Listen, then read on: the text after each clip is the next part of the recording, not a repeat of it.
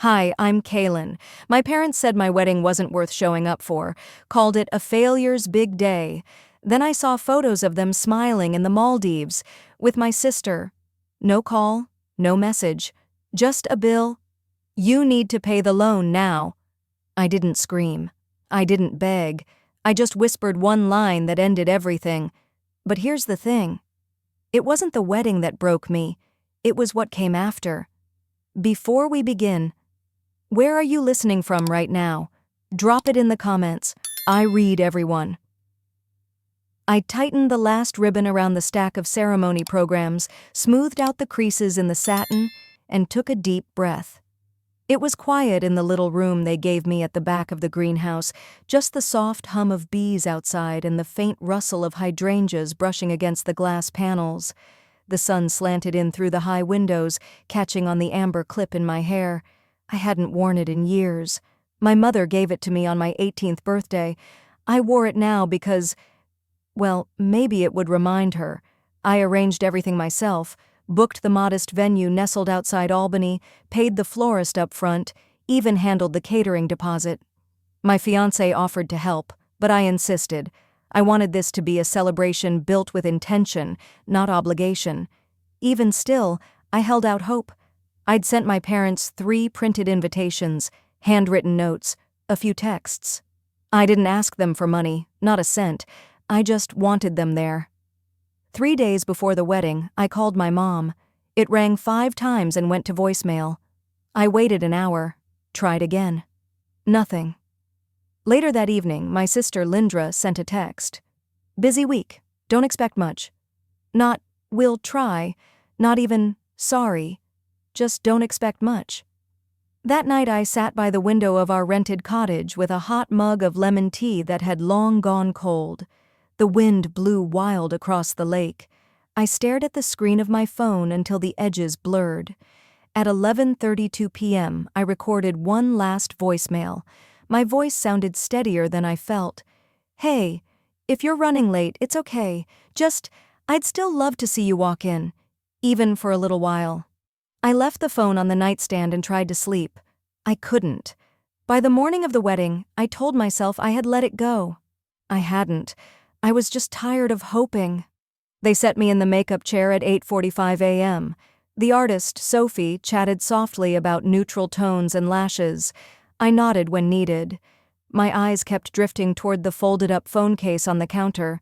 I hadn't looked at it since last night. Curiosity itched at me, slow and creeping. I gave in.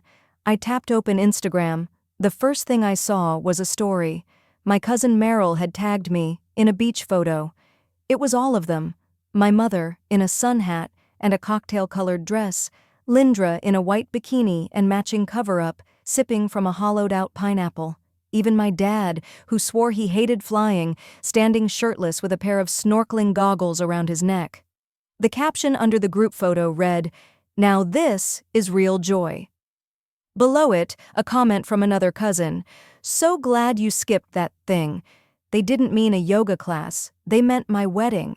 I didn't flinch. I didn't cry. I felt suspended. Like someone had reached inside me and switched off a switch I didn't know existed. I turned the phone over, quietly slid it toward Sophie. "Can you keep this away from me today?" I asked, almost in a whisper. She paused, her mascara wand hovering. "Of course."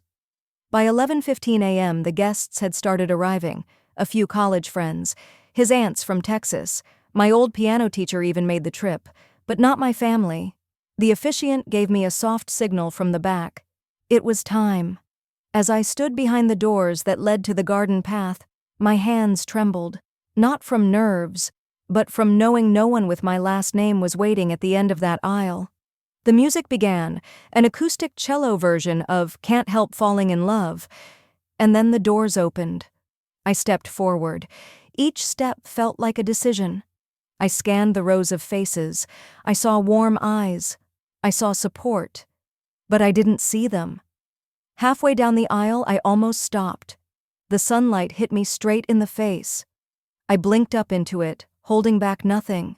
No smile, no tears, just silence. A breeze lifted the veil gently behind me. At the altar, I reached for my fiancé's hand. He didn't say a word, just squeezed. Then, faint and sharp, my bag buzzed on the chair behind me. I didn't check it. But as we signed the final documents after the ceremony, I saw it. A message preview from my mother's number. "We'll need you to repay the $6,300 soon. No more delays. $6,300. No congratulations. No, we saw the photos. No, sorry we couldn't be there. Just a demand." For a moment, all I could think was, they didn't even wait a day. And all I could think was, they didn't even wait a day. I slid the phone back into my bag without a word. My fingers were cold, though the sun above the outdoor altar was warm against my cheeks. I didn't want to look at anyone, not my bridesmaids, not the violinist warming up in the corner, not even my own reflection in the mirrored stand next to the bouquet table. I could still hear my voice from the voicemail I left my mother. "It's okay if you're late. I just want you there." The music shifted, signaling it was time. I took one last breath, not to steady myself, but to let go of the breath I'd been holding since sunrise. And then I walked. Down the aisle lined with fresh magnolias, their fragrance familiar. Mom used to pick them from the backyard tree and float them in a bowl of water every spring. But now they felt ornamental. Silent. At the front row, 2 chairs remained untouched. I had reserved them for my parents with little name cards, handwritten because I wanted it to feel personal.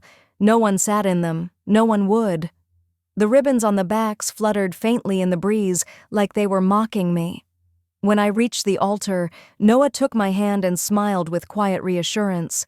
But even as the officiant began speaking, my eyes kept drifting to the space behind the photographer's shoulder, the space that should have been filled with familiar faces. The ceremony went on. Vows exchanged, rings slipped on, and then a round of polite applause, the kind you hear at a small-town piano recital, not a wedding. Afterward, while guests gathered for group photos, the photographer asked gently, "Would you like a family portrait?" I blinked at her. Then, calmly, I said, "Just take it as it is." She paused, looked behind me at the row of white chairs, then nodded. Click. Later, I'd look at that photo. Me, standing in my ivory gown with my bouquet tucked just under my chin, the amber clip catching sunlight in my hair.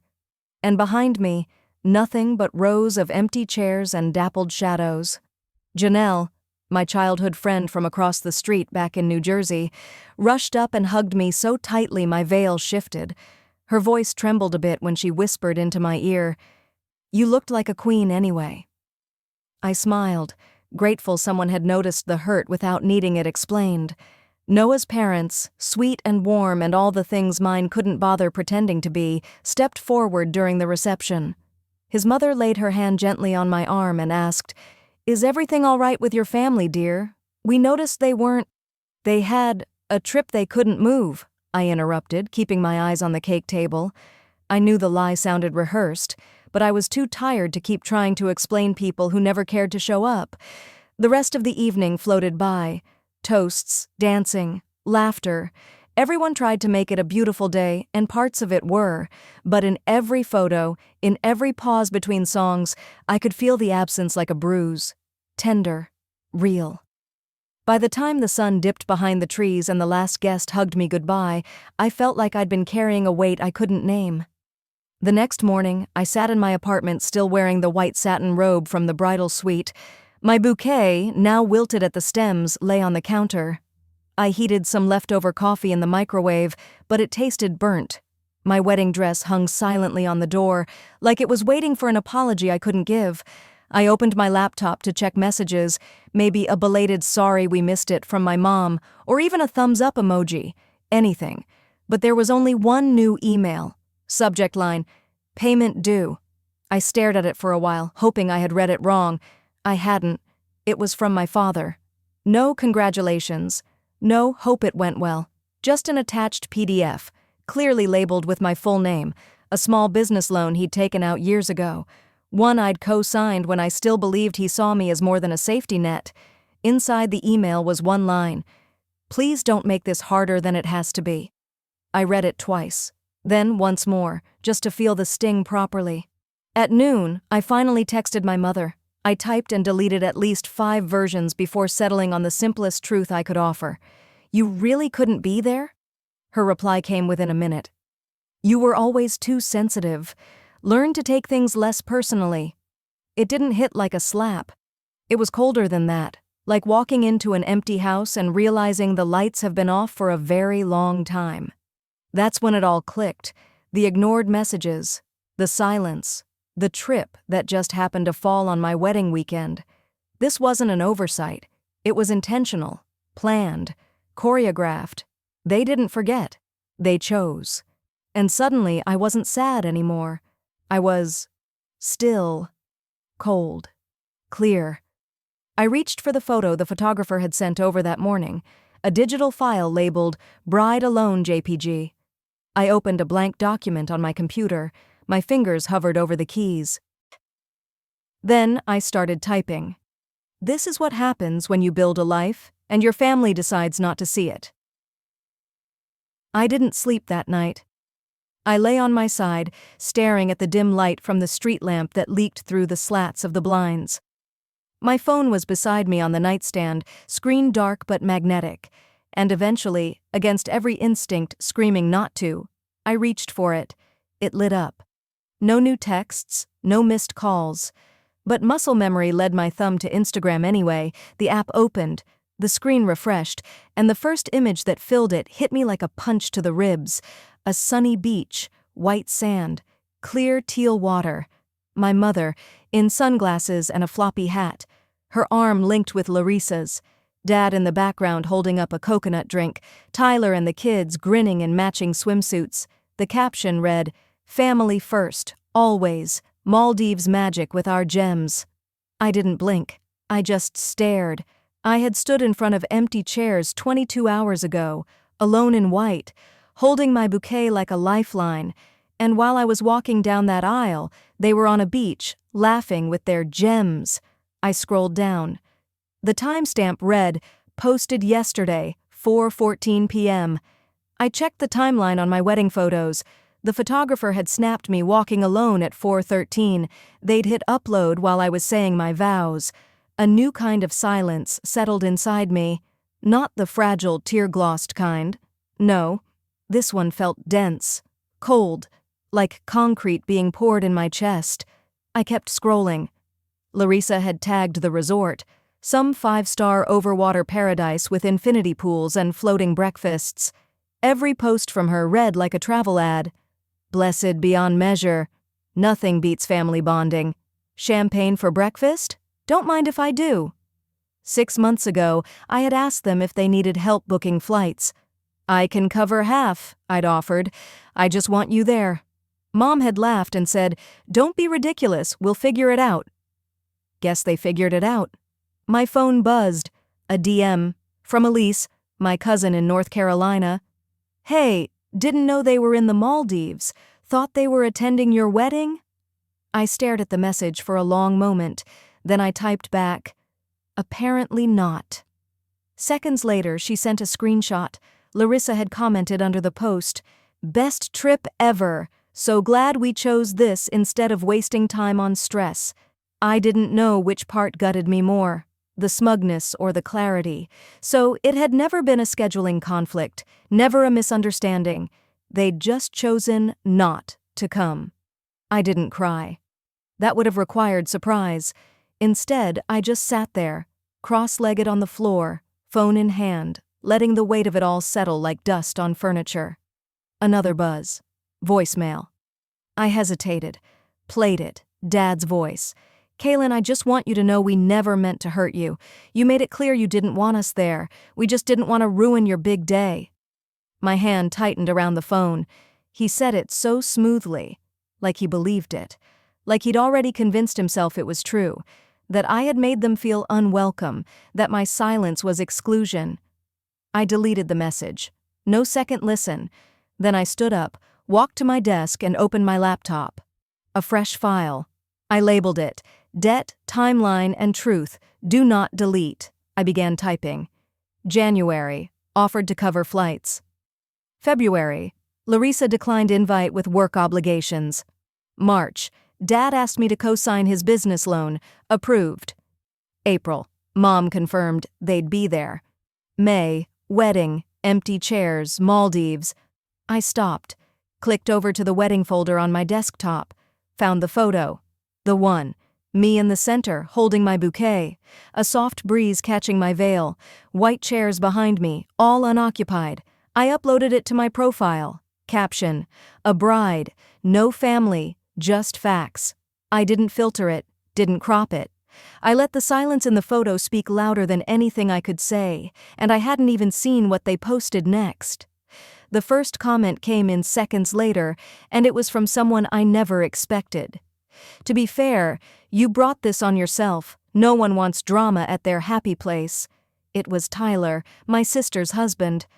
For a moment I blinked, thinking maybe I'd misread. But no, there it was, public, clear as day, pinned right beneath my wedding photo. I reread it, slower this time. There was no misinterpretation. It was a message meant to wound in front of everyone. Then came the likes, dozens climbing fast. Then a reply, from Larissa, a laughing emoji, just that. I sat on the edge of my bed, the blue glow of the screen casting shadows across the room. My phone buzzed softly. Notifications, hearts, laugh reacts, but they didn't feel like engagement. They felt like tiny slaps, each one confirming what I hadn't wanted to believe. This wasn't just them forgetting me, it was them erasing me, and now they were rewriting the story in real time. I turned off the lamp beside me.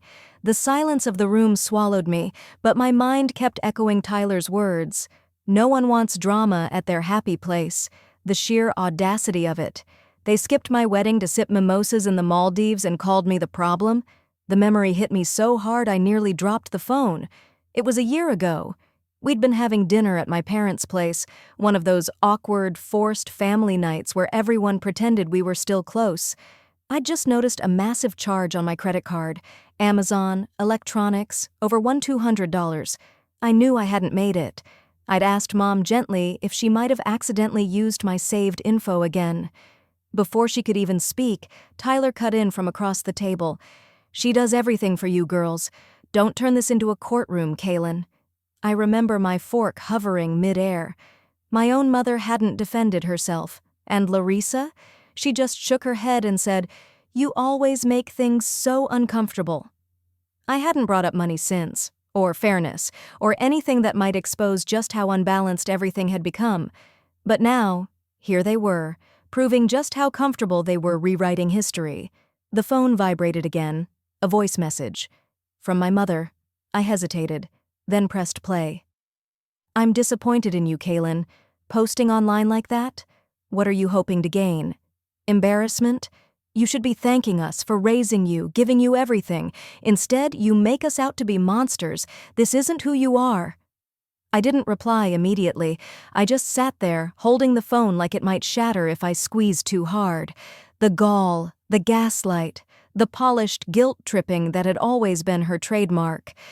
I tapped out my reply with steady fingers. "You raised me to be invisible. Congratulations. It worked." Then I set my phone on silent, flipped it over, and placed it face down on the nightstand. No more buzzing, no more poison. I stood up and paced the room slowly. The wooden floors creaked beneath my bare feet, grounding me in a way the digital whirlwind hadn't. Then, just as I was about to sit down, another notification lit up the screen. A DM from Maya Jenkins, college friend. We hadn't spoken in a while, but her name still brought warmth. She was the kind of person who remembered birthdays and wrote real thank you notes. I opened her message. "Hey, I saw the post. Just wanted to say, Tyler? He used to brag back in the day. Said your parents only invested in Larissa because she married him. He used to joke about being the reason she's the chosen one." Gross. I sat down slowly. Her words were simple, but they cut deep. Not because they were shocking, but because they confirmed what I'd feared in my bones. It wasn't just neglect, it was strategy. I opened my old messages. It took a few minutes of scrolling through years of text threads, but I found it. Dad's message from 3 years ago. You should find someone like Tyler. He's serious about building family legacy. That word again. Legacy. Like love had to be transactional. Like I was a failed investment. I stared at the text, unmoving. Then I began typing. What if I already did? My hand hovered over the keyboard for a moment. Then I moved to a folder I hadn't touched in over a year. LLC ownership. Sealed. I clicked it open, my breath slow but steady. I hadn't planned to open that folder, but now the time felt perfect. I moved my laptop onto the dining table, clicked the file, and leaned back in my chair as the contents slowly loaded. There it was. The first page stared back at me like a ghost finally stepping into the light. LLC Incorporation, Seraph Pathways, co-founders, K.D. Anson and Ivy Glass. I blinked twice. K.D. Anson. It felt both distant and intimate. No one in my family ever used my full name. Kaylin Delilah Anson was something only the IRS, my college diploma, and a few official documents ever saw. Everyone else just said Kaylin, or the quiet one, or the one who works too much. Page after page, the details rolled in: formation date, initial contribution statements, equity breakdown, investor sign-ins from seed rounds, notes from early pitch meetings. There it was again, my name in initials on every legal document. I had done the legwork, built the framework, wrote the business plan, and then quietly stepped back, by choice. Back then, it seemed easier. Let Ivy be the charismatic face. She thrived in front of a room. I preferred the background anyway. I didn't need recognition. I just needed to build something that worked. But now, as I scrolled through the folder and saw how Seraph Pathways had grown to over $8 million in funding, and not a whisper of me on the public founder page, I felt something shift. Not rage, not regret, something more surgical, like watching a cracked window finally splinter. I closed the folder and rested my palms on the edge of the table. The memory came back before I could stop it. 4 years ago, Ivy and I sat in a bare-bones cafe near campus, surrounded by our laptops, books, and half-eaten breakfast sandwiches. We were still buzzing from the meeting with potential investors earlier that morning. They loved you, Ivy grinned, sipping her lukewarm coffee. I shook my head. They loved you. You made them laugh, and you looked them in the eye. Yeah, well, I wouldn't have even known what a safe agreement was without you, she said. Then she paused. Kaylin, there's something I want to ask, but only if you're okay with it. I looked up. Okay. I think the platform will have a better shot, like a real shot, if the public image is just one face. Streamlined. You know how these guys are. I can play the part, be the front. You handle what you always do: logistics, legal, architecture, behind the scenes. It didn't take long to answer. Sure, I said, almost too quickly. Ivy reached over and touched my wrist gently. I'll never forget what you're doing, okay? Ever. I believed her. And honestly, I didn't think I needed anything else. Until now. Back in the present, I opened the equity tracker dashboard. My access still worked. My shares, 37%, were right there, untouched, not diluted, not transferred. And then I saw it. A clause buried inside the founder protections. A trigger provision. I read the legal wording out loud, whispering to myself, any public defamation or unauthorized use of founder's image or identity by related parties, internal review to follow within 7 business days. I sat back in my chair. That Instagram comment, the public mockery, my sister's emoji, the passive digs that looked like family drama to outsiders, but were sharp, targeted missiles when you looked closer. I created a new folder on my desktop and named it Trigger Events. Then, methodically, I began screenshotting the comment thread, the likes, the emoji, and my mother's voice message from earlier. You should be thanking us.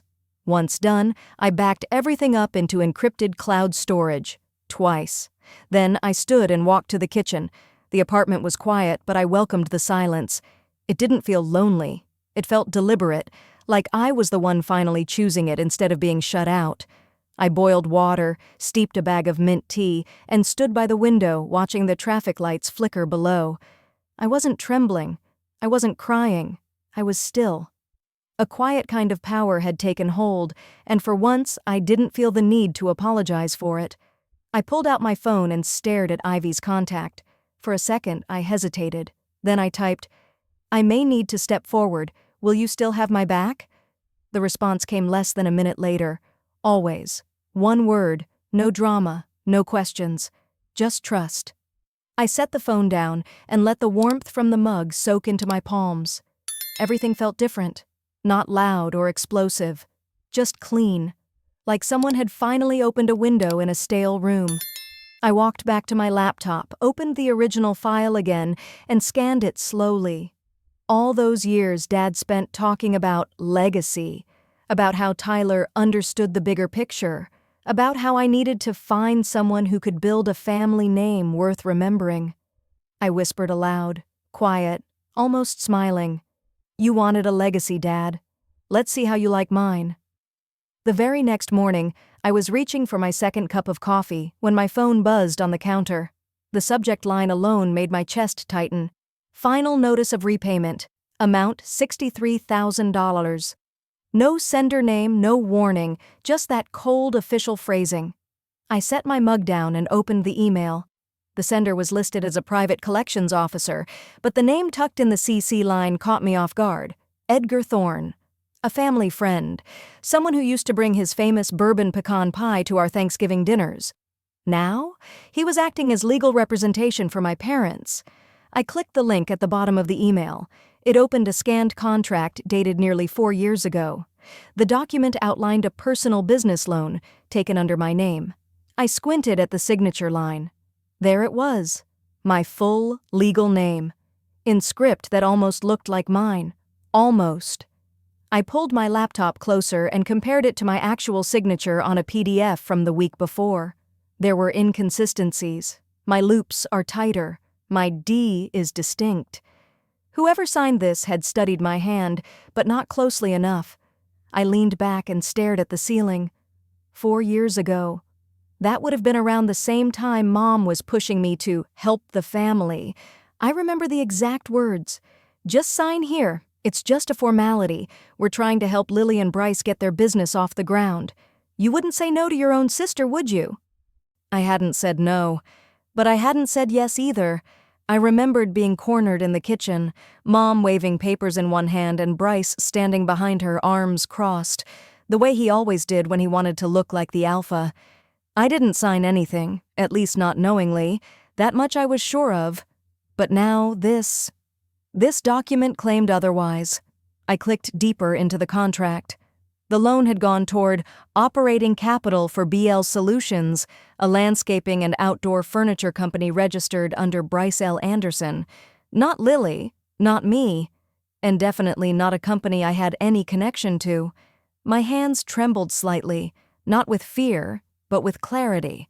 I needed a lawyer, not a family sit-down, not another condescending lecture about loyalty or obligations. I pulled up the legal aid page for Athena Bridge, the nonprofit platform I co-founded. We'd expanded into offering legal resources for low-income women and veterans. One of our partner clinics had a calendar for free consultations. I booked a Zoom slot. 20 minutes later, I was in a virtual waiting room. A young man in a navy suit and thick-rimmed glasses popped up on my screen. "Hi, Kaylin. I'm Diego Salazar, licensed in the state of California. I read your intake file. Want to walk me through what's happening?" I told him everything, starting with the surprise email, the forged signature, and the fact that I was being hounded over a debt tied to my sister's husband. He didn't interrupt, just listened, took notes. When I finished, he leaned forward slightly. "First off, I'm really sorry you're going through this. Secondly, this isn't a misunderstanding, this is fraud." I swallowed hard. Hearing it spoken aloud made it real. "I'd recommend we file a cease and desist immediately," Diego continued. "We can also issue a fraud alert to the lending institution. If they attempt to pursue further without valid consent, we escalate. This isn't a family dispute, Kaylin. This is a legal matter, and you're the victim." He paused. "You're the legal co-founder of Athena Bridge, right?" I nodded. "Good. That actually gives us leverage. Your name holds weight, And if any part of this harassment continues, we can initiate a compliance review with the bank, tied to your professional reputation. I'll draft everything on my end." I exhaled slowly. "Thank you." After we hung up, I opened a new email and typed carefully. To Edgar Thorne. CC. Diego Salazar, Athena Bridge Compliance. Subject: Response to Notice of Repayment. As advised by counsel, I will not be paying for a debt I never authorized. The signature on file does not reflect my actual consent. Further contact on this matter will be treated as harassment and documented accordingly. I attached the fraud comparison sheet Diego had prepared, highlighting the differences in stroke pattern, baseline consistency, and spacing. Then I attached a PDF of my verified signature and a time-stamped note of my conversation with Diego. I hit send without hesitation. I sat back, folded my arms across my chest, and let the quiet of the apartment settle around me. There was a strength in silence that my family never understood. They took my stillness as weakness.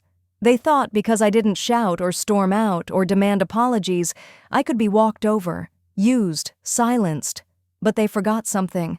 I'd learned to live in the background. That's where power gathers, slow, steady, invisible. I was pouring a fresh cup of tea when my phone buzzed again. New message. From Lily. 3 words. "You ruined everything." I stared at the screen for a long moment. My thumb hovered over the reply button, but I didn't touch it. Not yet. I didn't reply. Instead, I stood up, walked to the closet I'd avoided for years, and opened it slowly, like a door to another life. Tucked behind a suitcase I hadn't used since my mother's funeral was a cloth-wrapped box. The fabric was pale blue, faded but unmistakable. It used to be her scarf. I pressed it to my face. Lavender. My mother always smelled like lavender and lemon tea. I sat down on the edge of the bed, hands steady despite the thunder in my chest. Inside the box was a single envelope. My name, just Kaylin, in her careful handwriting. Below that, in smaller cursive, "For when you are ready." I opened it. The scent intensified, and with it came the sting of memory. 2 months before she passed, she had pulled me into the kitchen one night while the others were out back laughing over a barbecue I was never invited to plan. "You're stronger than you think," she had said, pouring us both chamomile. "One day you'll see things as they are, and when that happens, don't be afraid to walk away, even from us." I hadn't understood it then. But now, holding her words in my hands, it felt like she'd written from the grave just for this moment. The letter began softly. "I'm sorry." I stopped breathing for a second. "I knew what they were doing to you. Your father, your sister. I didn't stop it. I was afraid. I let them use your name, your time, your kindness. I didn't fight back when I should have. But I couldn't leave this world without trying to give you something of your own." There was more. Paragraphs of confession, not excuses. No blame, just truth. Tucked behind the letter was a folder, thin, neat, labeled simply, "For her eyes only." I opened it. The first page was a copy of a withdrawal slip, my name at the top, amount $14,000. The date matched the month I'd asked my mother if someone had touched my credit. She'd said no, that I must have forgotten some auto payment. Now, right here, was the truth. The next document? An email string. My sister's husband wiring funds from Kaylin Strategic Holdings, a shell company they'd named behind my back, into our mother's personal account. There were a dozen more. Every page a puzzle piece of betrayal. And yet, at the bottom of the folder, one last item waited. A trust deed. My name. 100% beneficiary. A small property in Vermont. The name on the title had been transferred quietly years ago, never mentioned in a will, never shared in family talks. I blinked hard. That lake. I remembered now.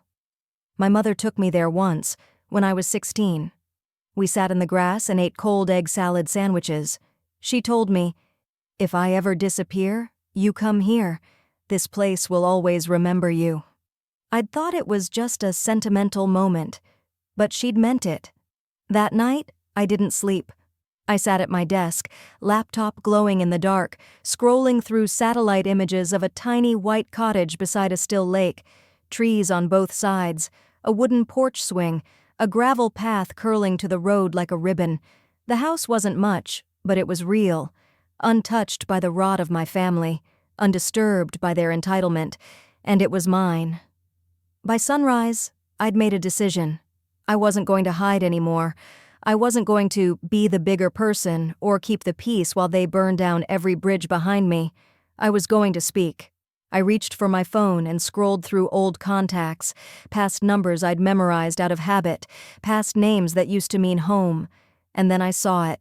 Emily Rogan, local reporter, investigative, smart, and honest to the bone. We'd met once at a business panel. She'd asked me afterward if I'd ever consider telling my story. Back then, I didn't think I had one. Now I had receipts, proof, pages soaked in my mother's guilt and their greed. I dialed. She picked up on the third ring. Hello? I didn't hesitate. Emily? It's Kaylin. I'm ready to talk. The next morning, the headline read, Local woman fights back against family fraud with receipts, and a voice. I read it once, then again. It didn't feel real, but my hands were already packed and the cab outside was waiting. The ride to the radio station was quiet. My stomach rolled in slow waves, nerves surfacing now that there was no turning back. The city looked different through that window, less like a place I lived and more like a stage I was about to walk onto. My fingers clutched my mother's letter in my coat pocket like it might disappear if I let go. When I stepped into the lobby, the receptionist glanced up. Surprised but polite. Kaylin Whitlow? I nodded. Right this way. The studio was modest. Clean carpet, glass booth, a faint hum of old equipment. A man in his 50s, gray at the temples and warmth in his eyes, rose from behind the console and extended his hand. I'm Jordan. I read every page. He didn't say more, just gestured gently toward the seat across from him. You ready? I didn't sit right away. I looked around the space, ordinary, quiet, no stage lights, no podium, just 2 chairs and a microphone. Then I sat down and said, let's begin. The red light blinked on. Good morning, listeners. Today I'm joined by someone whose story, well, it stopped me in my tracks. He turned toward me. Kaylin, thank you for being here. I cleared my throat and leaned slightly into the mic. Thank you for having me. What made you finally come forward? I hesitated, just a beat. Then, I had proof, and I was tired of pretending I didn't matter. And so I told it. Not the version I used to tell myself in bed at night, not the soft-edged one where maybe they didn't mean it. This time I spoke plainly. I was the one who paid the bills when my father lost his job. I kept the lights on at my sister's house, literally. Her electricity was shut off twice before I stepped in, but I never talked about it. I thought keeping quiet meant love. Jordan let the silence hold for a second. I continued. Then, my mother died, and in her final letter, she left behind everything they'd hidden from me, the accounts, the shell company, the lies, all of it. I kept my tone steady. I didn't cry. I didn't flinch. I had no idea they'd used my name to pull loans, or that my sister's husband rerouted payments from a business account I didn't know I had. They used me, while making sure I stayed small. Jordan raised an eyebrow. Did you confront them? I did. Quietly. And they laughed. A breath passed. I added, I gave everything. Time, money, parts of myself I'll never get back. And they still told me I was a failure. The room was still. Even the producer behind the glass had stopped moving. I didn't name names, but the way I told it, anyone listening who'd lived even an inch of that story would recognize the shape of it. Jordan wrapped it gently. If your family is listening now, what would you say to them? I met his eyes. Nothing. I've said all I needed to. This isn't for them. The red light blinked off. By the time I stepped out of the studio, my phone was vibrating nonstop. A clip from the show had already gone up online. Someone had tagged it. This woman just took down an entire bloodline, with a calm voice and receipts. I opened the comment thread. This is my story too.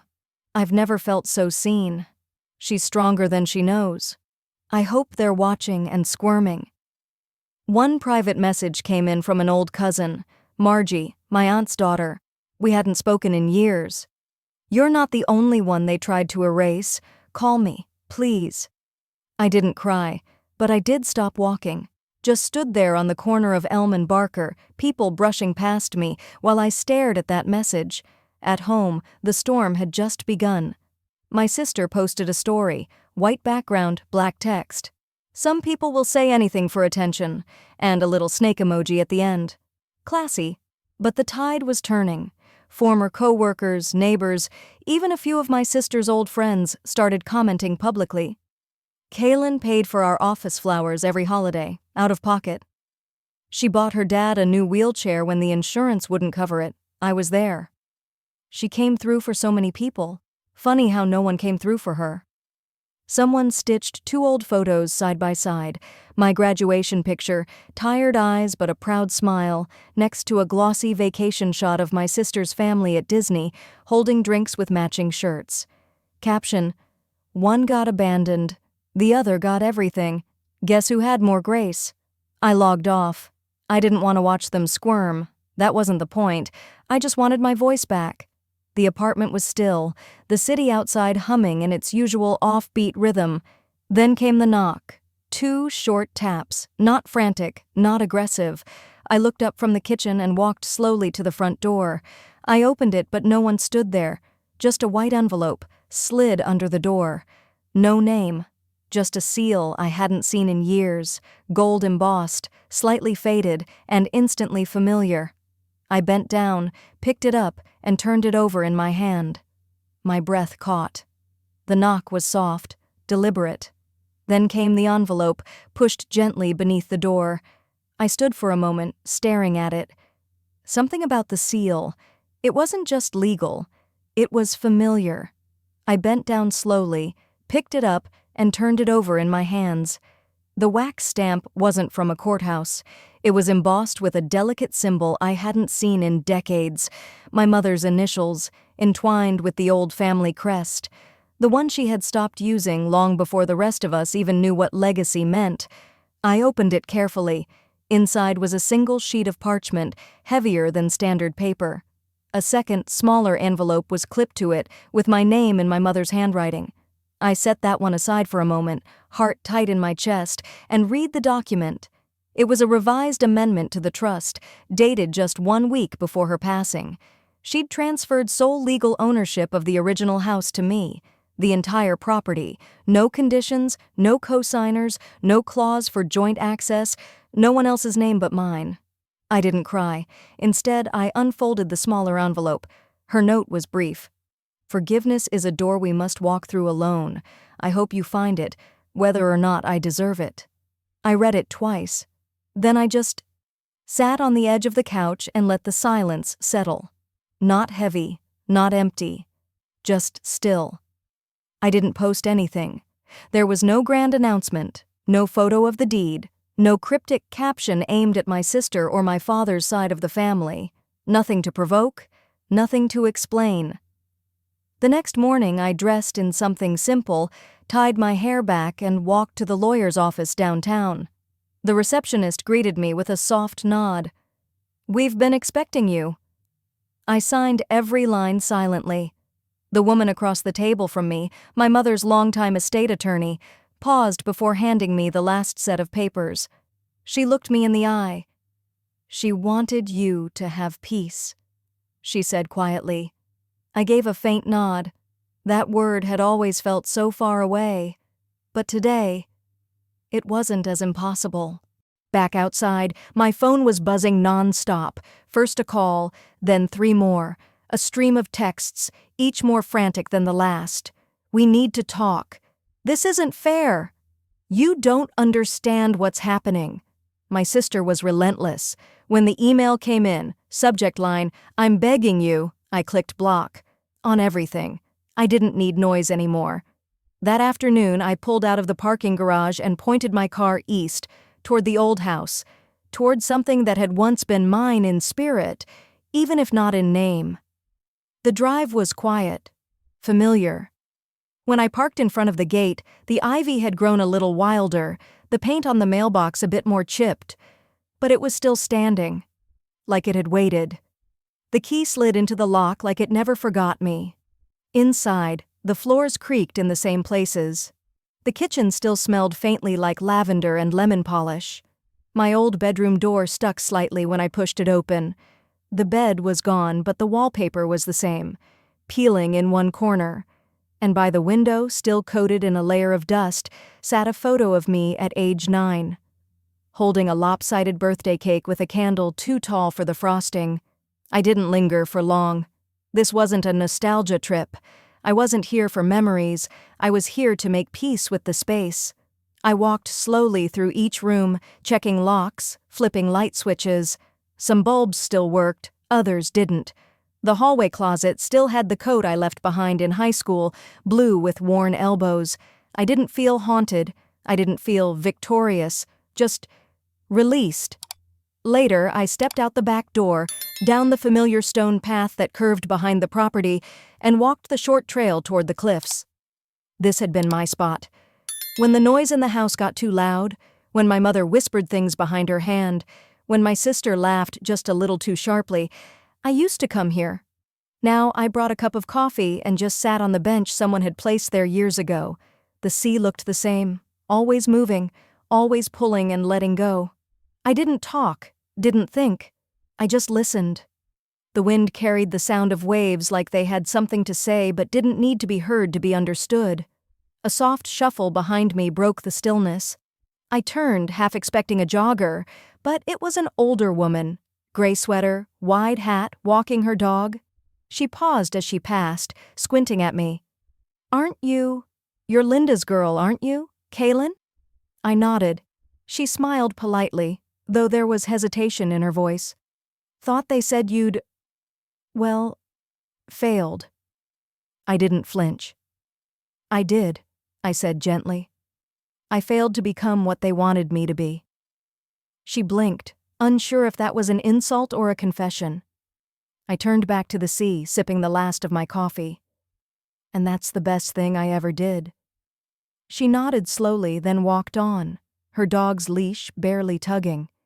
And then, finally, there was no one left. Just me, the wind, and the quiet. The breeze carried away the last words I never said, and for once, silence felt like home.